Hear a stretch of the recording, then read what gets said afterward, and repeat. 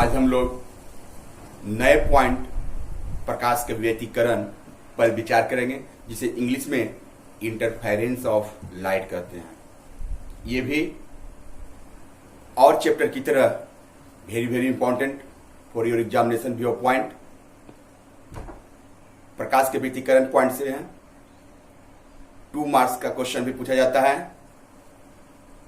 1 marks का भी question पूछा जाता है और निर्विकल्प भी आता है।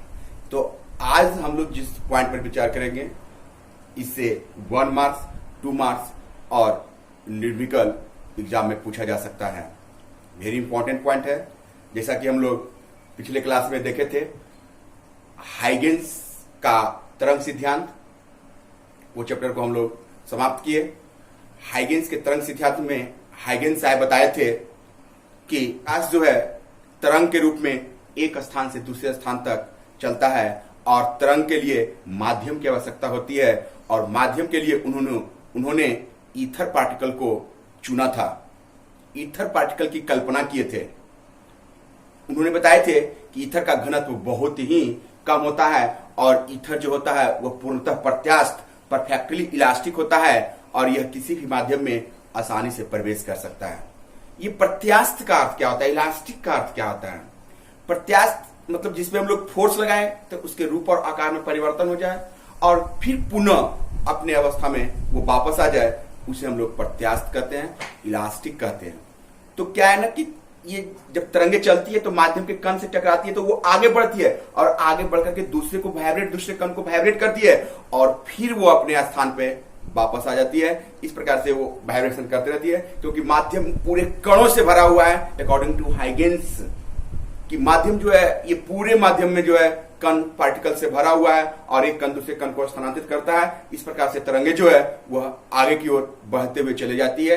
ऐसे तो तरंग स्रोत से चारों ओर तरंगे निकलती है, लेकिन वो बताए थे कि ये जो तरंगे हैं ये अपने से जब उत्पन्न होती है तो ये सिर्फ आगे की ओर बढ़ती है। जैसे कि प्रकाश की किरण जो है, हम लोग रे ऑप्टिक्स में पढ़े थे कि प्रकाश की किरण जो है वो बाएं से दाएं की ओर जाती है। तो यहाँ पर जब तरंग स्रोत से तरंगे उत्पन्न होती है तो ये भी बाएं से दाएं की ओर मीन्स आगे की ओर बढ़ते चली जाती है, पीछे से ये।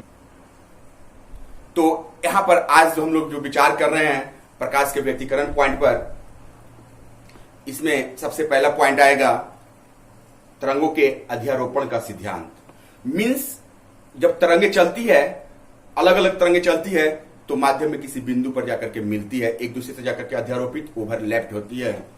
तो उसके लिए सिद्धांत है कि जब 2 या 2 से अधिक तरंगे किसी माध्यम में चलती है तो उस माध्यम में किसी कण का, क्योंकि माध्यम में बहुत सारा कण है, तो जब 2 या 2 से अधिक तरंगे किसी माध्यम में चलती है तो माध्यम में किसी कण का परिणामी विस्थापन, रिजल्टेंट डिस्प्लेसमेंट, परिणामी विस्थापन जो होता है उन सभी तरंगों के अलग अलग विस्थापनों के सदिश योग के बराबर होता है। तो मान लेते हैं कि माध्यम में 2 तरंगे चल रही है, 2 तरंग स्रोत है, ये दोनों अलग अलग तरंग स्रोत है जिसे हम लोग प्रकाश स्रोत कर सकते हैं। लेकिन वेव ऑप्टिक्स पढ़ रहे हैं इसलिए प्रकाश स्रोत को यहाँ पर तरंग स्रोत बोला जाता है। और इससे अलग अलग तरंगे चल रही है और इस प्रकार से ये चल रही है और इस बिंदु पे आकर के दोनों तरंगे अध्यारोपित हुई। अब अध्यारोपित हुई तो इसके कारण से मान लेते हैं कण का विस्थापन y1 और इसके कारण से कण का विस्थापन y2, और ये जब जहां पे मिली तो मिलने के बाद जो परिणामी विस्थापन है मान लिए y।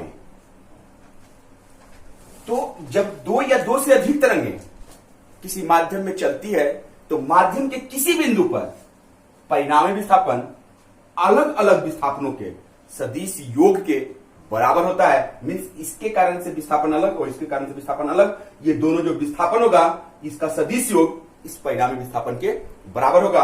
अर्थात हम लोग लिख सकते हैं vector y equal to vector y1 plus vector y2। यह है अध्यारोपण का सिद्धांत। साउंड में भी ध्वनि का व्यतिकरण होता है और प्रकाश में भी व्यतिकरण होता है। तो क्या है कि ये दैनिक जीवन में इसका बहुत सारा एग्जाम्पल है अध्यारोपण के सिद्धांत पर। तरंगों के अध्यारोपण के सिद्धांत पर वायुमंडल में जो आप टीवी जो देखते हैं, तो ये सारा वेब वायुमंडल में है, सब अलग अलग है। जैसे आप Zee TV, Star Plus, Colors, sports, devotional channel, जितने भी चैनल हैं, ये सारे जो आप देखते हैं सबका अलग अलग फ्रीक्वेंसी है और सब इसी एटमोस्फेयर में है।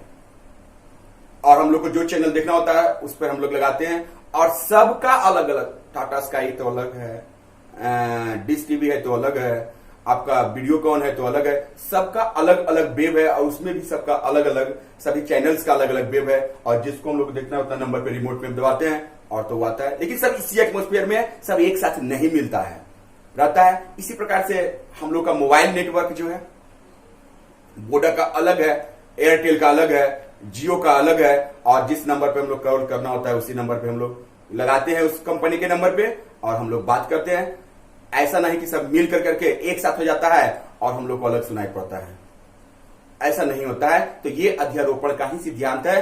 अध्यारोपण के कारण ही क्लास से जब शिक्षक बाहर चले जाते हैं तो बच्चे लोग जो है शोरगुल करना प्रारंभ कर देते हैं, बट टीचर को मालूम हो जाता है कि वो बच्चा हल्ला कर रहा था। बच्चे लोग ऐसा सोचते हैं कि क्लास में सर नहीं है तो हम लोग हल्ला कर लेते हैं, कुछ शरारती बच्चे और कस के हल्ला करने लगते हैं। लेकिन सर जो बाहर रहते हैं खड़े गेट पे, गेट के बगल में, तो उनको पता चल जाता है कि आप हल्ला कर रहे थे। तो नहीं सर, सारे बच्चे हल्ला कर रहे थे, लेकिन क्या है ना कि सभी बच्चे जो हल्ला कर रहे थे वो तो सबका वेव अलग अलग था, सर को अलग अलग सुनाई पड़ रहा था। तो वो सर को सभी का मालूम रहता है कि कौन बच्चे का टोन कैसा है, आवाज कैसा है, तो सर को पता चल रहा था कि उसका आवाज उनके पास पहुंच रहा था। इसी प्रकार से एक ही साथ जब हम लोग म्यूजिक कहीं सुनते हैं, म्यूजिक प्रोग्राम में जब हम लोग भाग लेते हैं, तो एक ही साथ बहुत सारे इंस्ट्रूमेंट बजते हैं, तो सभी कारण से माध्यम के कण को अलग अलग वाइब्रेट करता है और हम लोग के कान के पास पहुंचता है। तो हम लोग दूर में वहां पर नहीं भी रहते हैं तो सुनाई पड़ जाता है कि ये ऑर्गन्स का आवाज है, ये हारमोनियम का आवाज है, ये झाल का आवाज है, ये करतार का। बजता तो सब एक ही साथ है, लेकिन हम लोग को सुनाई जो है वो अलग अलग पड़ता है, क्योंकि वो अलग अलग विस्थापित करता है कण को। और हमारे कान के पास जब आता है मीन्स सब मिल करके पहुंचता है, लेकिन उन लोग का विस्थापन जो होता है कण का अलग अलग होता है। ये सभी अध्यारोपण के सिद्धांत के कारण ही होता है। इस बात को हम लोग लिख लेंगे पहले। तरंगों के अध्यारोपण का सिद्धांत, principle of superposition of waves. तरंगों के अध्यारोपण के सिद्धांत के अनुसार जब दो या दो से अधिक तरंगें किसी माध्यम में एक साथ संचरित होती है, तब किसी क्षण माध्यम के किसी कण का परिणामी विस्थापन उन तरंगों के कारण अलग अलग उत्पन्न विस्थापनों के सदिश योग के बराबर होता है। जैसा कि हम समझाए थे फिगर के द्वारा, फिगर में हम दो ही तरंग लिए थे, ये दो से अधिक भी तरंग हो सकती है। मान लिया कि किसी क्षण माध्यम के किसी कण के अलग अलग रूप से उत्पन्न विस्थापन क्रमशः y1, y2, y3, vector y1, vector y2, vector y3, dot dot dot dot vector yn है, तो उस क्षण माध्यम के उस कण का परिणामी विस्थापन जो होगा vector y equal to vector y1 plus vector y2 plus vector y3 plus dot dot dot vector yn होगा। इसमें सदिशों के योग के बराबर होता है। ये ध्यान, उत्पन्न अलग अलग विस्थापनों के योग बोल दीजिएगा, गलत होगा, सदिशों के योग के बराबर होता है, ये सही है। 2 नंबर में पूछ सकता है कि तरंगों के अध्यारोपण का सिद्धांत क्या है, लिखें। तो इस बात को हम लोग लिख देंगे। अध्यारोपण के सिद्धांत का कारण वेक्टर y1 और vector y1 plus vector y2 plus vector y3 dot dot dot dot vector yn होगा। प्रकाश के अध्यारोपण के सिद्धांत पर ही आधारित है प्रकाश का व्यतिकरण। तो देखते हैं प्रकाश का व्यतिकरण क्या है। जब किसी माध्यम में समान आवृत्ति की दो तरंगें एक ही साथ चल करके अध्यारोपित होती है, तो माध्यम के किसी बिंदु पर परिणामी तीव्रता अलग अलग तीव्रताओं के योग से भिन्न होता है। किसी बिंदु पर तीव्रता अधिकतम होती है तो किसी बिंदु पर तीव्रता न्यूनतम होती है। जिस बिंदु पर परिणामी तीव्रता उन दोनों जो तरंग है उनके अलग अलग तीव्रताओं के योग से अगर अधिक होती है, परिणामी तीव्रता उन दोनों तरंगों के अलग अलग तीव्रताओं के योग से अधिक हो, तो इस स्थिति में उसे हम लोग कहते हैं समपोषी व्यतिकरण, कंस्ट्रक्टिव इंटरफेरेंस। और यदि अध्यारोपण के फलस्वरूप परिणामी तीव्रता उन दोनों तरंगों के अलग अलग तीव्रताओं के योग से कम हो तो उसे हम लोग विनाशी व्यतिकरण कहते हैं, डिस्ट्रक्टिव इंटरफेरेंस कहते हैं। इस प्रकार से व्यतिकरण दो प्रकार के होते हैं, एक संपोषी व्यतिकरण और एक विनाशी व्यतिकरण। दो तरंगों का व्यतिकरण, इंटरफेरेंस ऑफ टू वेव्स। जब किसी माध्यम में एक ही आवृत्ति की दो तरंगें एक ही दिशा में चलती है, जैसा कि बताए थे कि प्रकाश का व्यतिकरण भी जो है वो अध्यारोपण के सिद्धांत पर आधारित है।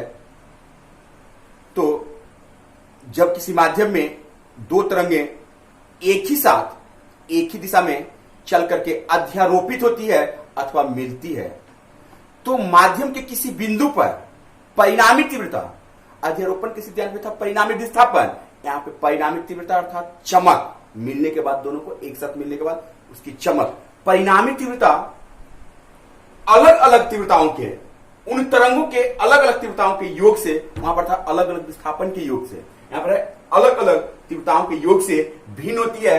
कुछ बिंदुओं पर परिणामी तीव्रता बहुत अधिक तो कुछ बिंदुओं पर परिणामी तीव्रता बहुत कम, मीन्स शून्य होती है। इसी घटना को हम लोग प्रकाश का व्यतिकरण कहते हैं। जहां पर तीव्रता बहुत अधिक होती है उसे हम लोग संपोषी व्यतिकरण कहते हैं। उसे हम लोग आगे चल करके आगे के पॉइंट में डीप फ्रिंज, ब्राइट फ्रिंज कहेंगे। मीन्स क्वेश्चन 1 मार्क्स में पूछ सकता है कि संपोषी व्यतिकरण के लिए तीव्रता महत्तम अथवा न्यूनतम होनी चाहिए, तो तीव्रता महत्तम होनी चाहिए। या फिर पूछ सकता है कि